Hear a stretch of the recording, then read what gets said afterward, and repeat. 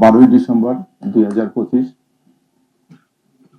ইনকিলাব মঞ্চের মুখপাত্র আমাদের হাজি ভাইকে কিছু দুষ্কৃতিকারীরা গুলিবিদ্ধ করে। তার পরিপ্রেক্ষিতে 14 তারিখে পল্টন থানায় একটা মামলা দায়ের হয়, যে মামলাটা পরবর্তীতে হত্যা মামলায় রূপান্তরিত হয় এবং মামলাটি ডিবির নিকট তদন্তভার অর্পণ করা হয়। মহানগর গোয়েন্দা পুলিশ এই মামলার তদন্তভার পাওয়ার সঙ্গে সঙ্গে অত্যন্ত আন্তরিকতা এবং নিষ্ঠার সহিত, সর্বোচ্চ পেশাদারিত্বের সহিত আমি বলবো যে মামলার রহস্য উদ্ঘাটন এবং আসামি গ্রেফতার সহ অন্যান্য কার্যক্রম পরিচালনা করে। এই ক্ষেত্রে আমাদের অন্যান্য আইন শৃঙ্খলা রক্ষাকারী যে বাহিনী বা সংস্থা আছে তারা সর্বাত্মক সহযোগিতা করে। আমরা এই ঘটনার রহস্য উদ্ঘাটন করতে সক্ষম হই, পাশাপাশি ঘটনার সহিত সংশ্লিষ্ট আসামি গ্রেফতার করতে পারি, আলামত জব্দ করা হয়। ঘটনা ব্যবহৃত আপনারা জানেন যে রিক্সা বা হত্যাকারীরা ব্যবহৃত মোটরসাইকেল এবং যে আর্মস দিয়ে গুলি করা হয় সে আর্মসও উদ্ধার করা হয়। সেই মামলার তদন্ত ক্ষেত্রে এক্সপার্ট ওপিনিয়নের ক্ষেত্রে সিআইডি, তারপরে আসামি গ্রেফতারের ক্ষেত্রে র্যাব সহ অন্যান্য যে আইন শৃঙ্খলা রক্ষাকারী বাহিনী আছে তারা সর্বোত্তম সহযোগিতা করে। আমি সহযোগিতার পেয়েছি হাদির পরিবারের নিকট থেকে। এরকম একটা ঘটনায় যদিও সমস্ত পরিবার তারা অত্যন্ত মর্মাহত ছিল, বিধ্বস্ত ছিল, তারপরেও তারা ন্যায় বিচার নিশ্চিতকল্পে আমাদেরকে সর্বাত্মক সহযোগিতা করেছে ইনকিলাব মঞ্চের অন্যান্য যারা নেতা আছেন বা কর্মী আছেন তারা। দেশের আপামর জনসাধারণ আমি বলবো যে এই ঘটনা নিয়ে অত্যন্ত ছিল। আমরা যেখানে যে যার নিকট সহযোগিতা চেয়েছি সবাই সর্বাত্মক সহযোগিতা করেছে। তাদের একটাই ছিল যে এই হাদি হত্যার ন্যায় বিচার যেন নিশ্চিত হয়।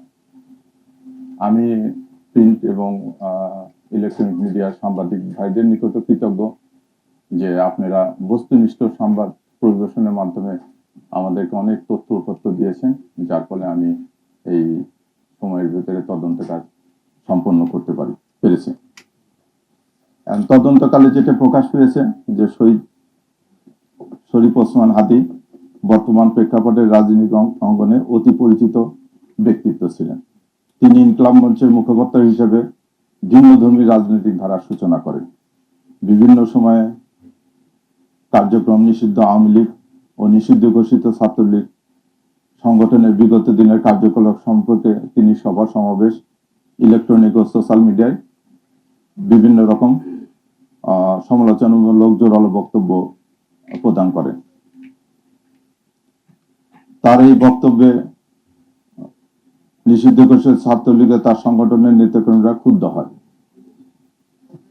আপনারা জানেন ভিকটিমকে গুলি করা এজার নামে পলাতক আসামি ফয়সাল করিম মাসুদ ওরফে রাহুল ওরফে দাউদ নিষিদ্ধ ঘোষিত ছাত্রলীগের রাজনীতির সাথে জড়িত ছিলেন। শুটার ফয়সাল করিম মাসুদ ওরফে রাহুল ওরফে দাউদ এবং তার সহযোগী আলমগীর হোসেন দয়কে পলায়নের বিষয়ে সার্বিক সহায়তাকারী তদন্তে প্রাপ্ত আসামি তাজুল ইসলাম চৌধুরী বাপ্পি পল্লবী থানা যুবলীগের সভাপতি ও ঢাকা উত্তর সিটি কর্পোরেশনের ৬ নং ওয়ার্ডের আওয়ামী লীগ মনোনীত নির্বাচিত কাউন্সিলর ছিলেন।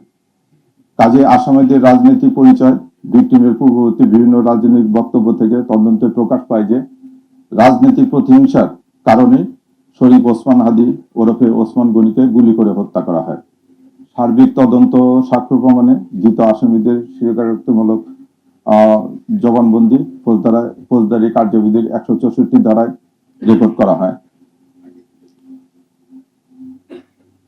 বিভিন্ন স্থান থেকে প্রাপ্ত সিসিটিভি ফুটেজ পর্যালোচনা করা হয়। অস্ত্র গুলির ফরেন্সিক পরীক্ষার মতামত, মোবাইল ডিভাইস ও অন্যান্য ইলেকট্রনিক ডিভাইসের ফরেন্সিক পরীক্ষার রিপোর্ট অনুসারে আসামিদের সম্পৃক্ত তদন্তগুলো প্রমাণিত হয়। এজার নামীয় পলাতক আসামি ফয়সাল করিম মাসুদ ওরফে রাহুল ওরফে দাউদ এবং তদন্তের প্রাপ্ত আলমগীর, তাজুল ইসলাম চৌধুরী বাপ্পি, ক্লিফ ইসলাম, মুফতি মাহমুদ সহ মোট ১৭ জনের বিরুদ্ধে পেনাল কোডের ১২০-এর বি, ৩০২, ২০১ 109 এবং 34 ধারায় অপরাধ প্রাথমিকভাবে প্রমাণিত হয়ে উল্লেখিত আসামিদের বিরুদ্ধে বর্ণিত ধারায় অভিযোগপত্র আজকে দাখিল করা হয়েছে। ভবিষ্যতে এই মামলা সংক্রান্তে আরো কোনো তথ্য প্রমাণাদি বা কারো সংশ্লিষ্টতার প্রমাণ পাওয়া গেলে বিজ্ঞ আদালতে সম্পূরক অভিযোগপত্র দাখিল করা হবে। ধন্যবাদ সবাইকে।